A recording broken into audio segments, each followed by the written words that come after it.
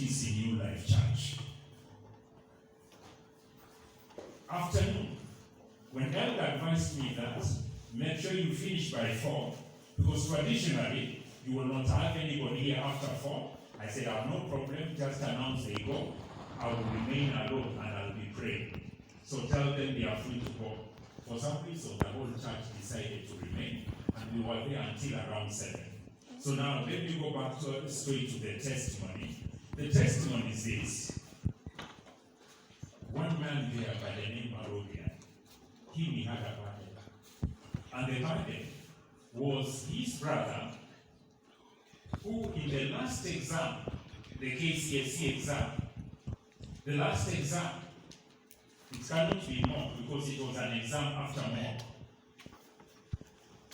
His best subjects were 3. And you know, we are ranking how many subjects? KCSE? 7. So his best, the best of them were 7. No, were 3 of them. And I want to tell you, the best subjects in that last exam, I don't know if you can call it a post-mock, whatever you want to call it. In the 3 subjects, one of them was the 3 best subjects at E-. The other one was also at E-. The other one was also at E-. How many are remaining? 4. So if the best 3 were E-, the others must have been E. So that gives you a mini grade of E. That weighed heavily upon Marodia. As he cried to God, he did not even pray for himself. He told God to intervene in the studies, the academic performance of his brother, who had a mini grade of E. And especially, his brother was a professing Christian. That troubled him even more. Especially when he remembered God has a promise to the effect that my people will not be the tail, they are going to be the head. So he protested to God. How do you reconcile that statement? And he cried to God. A long story short, when we had the KCSE results, somebody that has a mid grade of E, what grade can he get to and you still appreciate anyway?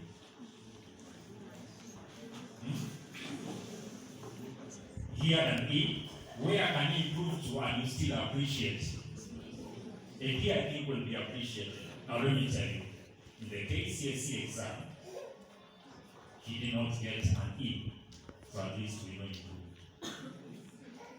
His grade was not a D-. It wasn't a D. It wasn't a D+. It wasn't a C-. It wasn't a C. He landed at grade C+. And as we talk, he's a student in Barcelona University. Regular, not bad. So I was thinking, if God could make an E land at C+, I don't know where you are right away. Never underrate the power of prayer. Amen. And precisely that's why I'm here, that we pray. I know probably when you look at your grades, they may not be too impressive. I know, even if they have impressed you, you may not have met your expectations. That's one testimony. I have 3 or 4. I want to give a second testimony. The second testimony, when I was here, I think it was last year when I was here for Kakamega camp meeting, we had a bonus program. On Sunday we prayed. Some of you were there, some of you may not have been there. Like I'm going to have a bonus program here of prayer. Now in the bonus program, we prayed from 6 in the morning and it went to around noon. Those are how many hours? 6 hours. So that was not just a prayer, it was a prayer session. A prayer is like when we are praying for food. You cannot have a prayer session for food. Otherwise people live in the angry. So now that was our prayer session. Now when it approached noon, Sister V fell into vision. And the vision was something to this effect. One, she saw a lot of rain, ordinary rain. Then she also saw white rain falling. Later on, she asked me to interpret. I said, I'm no interpreter of dreams, particularly about the white rain. Then I said, I'm no interpreter of dreams and visions, but can it be anything else other than the blessings of the Lord? I left that there. Then the third one now, on my right-hand side, were many angels. I don't know whether there were hundreds or thousands, but they were meeting us at the point of our needs. That was very encouraging. Now, when I saw how God was responding to the prayers, a man in the congregation was a brother V. I have only withheld the name, but when I talk with him, I can say his name. He had searched for a job for a couple of years, I don't know how many years. Then, he tells us now he starts to give a testimony. He says, a new problem has emerged. And you know what the new problem was? The jobs were now free.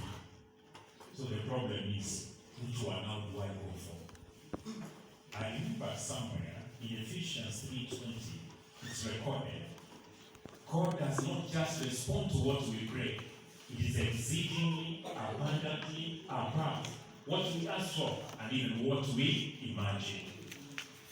I want to pray that, I want to believe that this day we are going to have nothing short of that. Then when I saw how God was responding to the prayers, I told them I also had one prayer item. So he told me, saints, I was a facilitator, but I had a request. I had been asked to go to the United States before the end of that year, before the end of last year.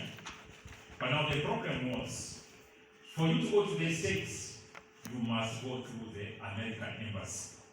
You go through an interview. Now, I was supposed to go there, but now when I applied in July last year, that was 2022, they told me now, come for interview, July 2024. How many years later? How many years later? 2 years later. And pastor is on my neck. Please make sure it's before the end of this year. So I told them I have that problem. I'm supposed to go to the States before the end of the year. But the American embassy, they tell me, come for the interview. And even that interview, I'm not sure. Come for the interview so that we assess you, your suitability to go to America 2 years later. And those of you who are appointed to the American embassy, you cannot push them. So I told them. Then someone from the congregation shouted, Utapewa. I mean the visa. Anyway, I left it at that. I say, these are some of these ladies who are good in Robokari. Then something happened. As I left on Monday, I was meant to leave on Sunday, but Pastor, for some reason, he prevailed on me and he said, you're leaving on Monday. So as I left on Monday, on Sunday, my brother calls me and he tells me, the American embassy has opened up. You can book. We booked. I went there a month later, and now, finally I visited. Now, later on, while I'm there, is when I came to learn the fulfillment of the white race. I don't want to say it now. I will say it now when we come back after lunch. My experience with the American embassy, I am going to give that testimony after lunch. Now I want to give one more testimony, then I'm going to preach. Because my business was to preach, but me, I give testimonies. Because I believe in the power of prayer, and I believe in saying what God has done for us. When I visited the States again in February, one of the members of our prayer band, Sister Philip, she is studying medicine. They were supposed to register council of doctors or something of the effect. Some of these things we don't know very well. And it required 50,000. And she was broke like nobody's business. She talked to the parents said, maybe try to be a house help for 1 year so that you raise the funds, then after the other year you can go. And the father said, after all, she was still young. But you know that wasn't amusing. You told to be a househelp for 1 year to raise funds. But there were some of you don't count it a great privilege. You finish first year, second year, third year. So, fortunately, the prayer band was holding the 21 days of, who prayed for 21 days in the Bible?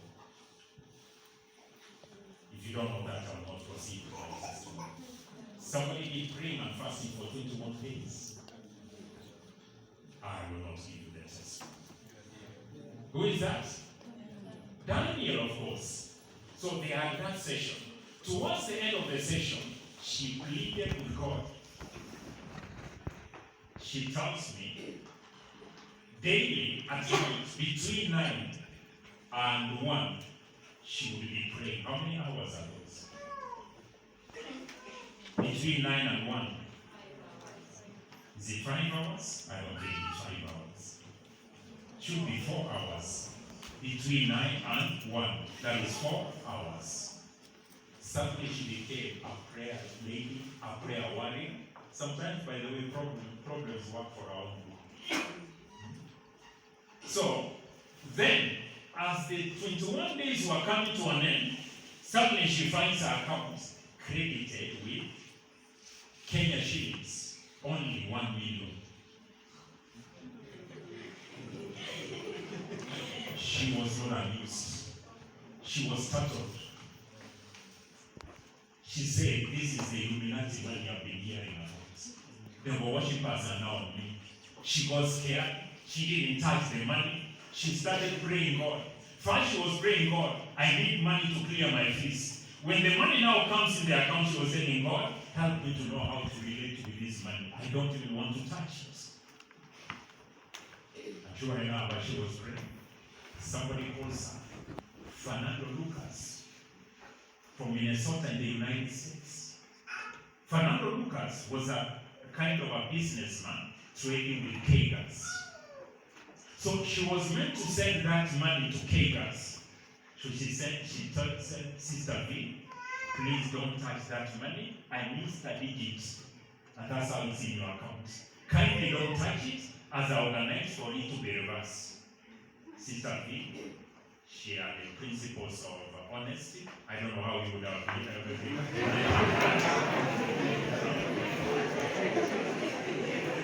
She said, okay, I'm going to wait. And she waited, and sure enough, Fernando's reversed that money. Now Fernando's was so happy, he gave her a second call. He said, now, you're such an honest lady. I want to appreciate you now. Sister P said, it's okay. And remember, how much did she need in the doctor's consult, the registry? Yes. Then Sister V thought, maybe you will send 500 shillings or at most 1,000. Now when it came to 4, Fernandez now, not by mistake, sent pop 50,000 Kenya shillings.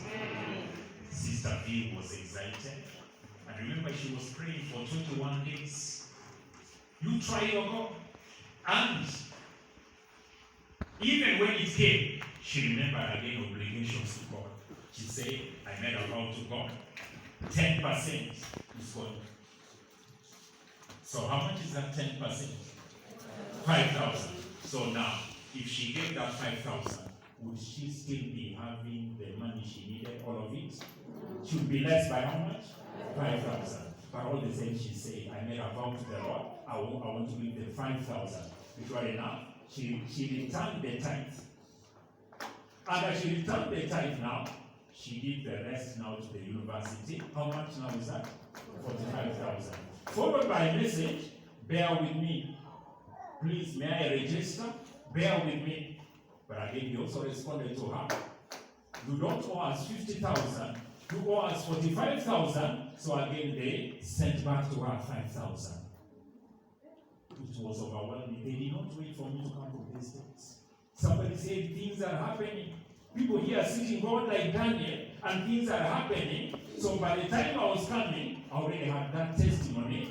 Then I went to her and told her, why are you hiding that testimony from me? If this wasn't very far, because last week I was speaking in my institution, my school, I took her there. I said, let it come from the horse. not. Now, I have many more testimonies. The rest will come in the afternoon. But for now, I've got to preach. Then a lot more now. We are going to hold special prayers so that if you are sincere, next time I'll say about the prayer day, what God did when we have came to see. What God has done elsewhere, He's going to do it here as long as our hearts are open. So I want us to now do a silent prayer session. Each one of us, whether you've been going to church or not, whether you've been committed or not, I want you to pray. Don't yet pray because I want to give you guidance. First item that I want you to pray for, I want you to pray for yourself. Can you point at that person? Some people don't know themselves.